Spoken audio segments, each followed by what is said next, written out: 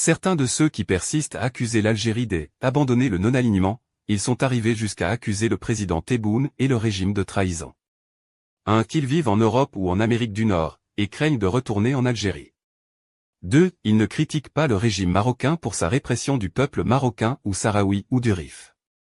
3. Ils œuvrent, d'une manière ou d'une autre, pour encourager le retour des Juifs en Algérie dans le cadre d'un projet de normalisation déguisé.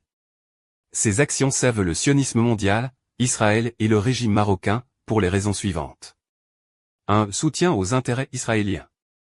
Tout projet de retour des Juifs en Algérie ouvrira la porte à une présence israélienne en Afrique du Nord, ce qui sert la stratégie israélienne d'encerclement des États arabes.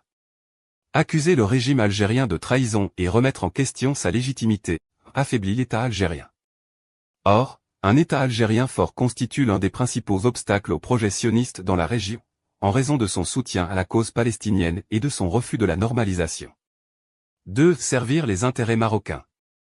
Le Maroc est en conflit stratégique avec l'Algérie au sujet du Sahara occidental et de l'influence régionale.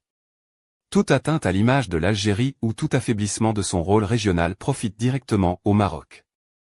Leur tentative de dissimuler la répression des Marocains démontre que leurs critères sont sélectifs et contraires à l'éthique, révélant que leur objectif n'est pas de défendre des principes, mais bien de détruire l'Algérie. 3. Contradiction idéologique flagrante.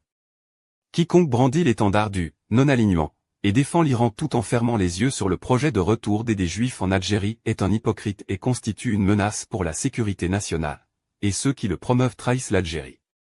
4. Crainte du retour.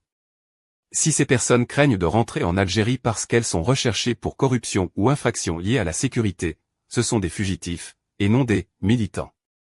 Dès lors, leurs critiques du régime sont suspectes et servent d'office les ennemis de l'Algérie,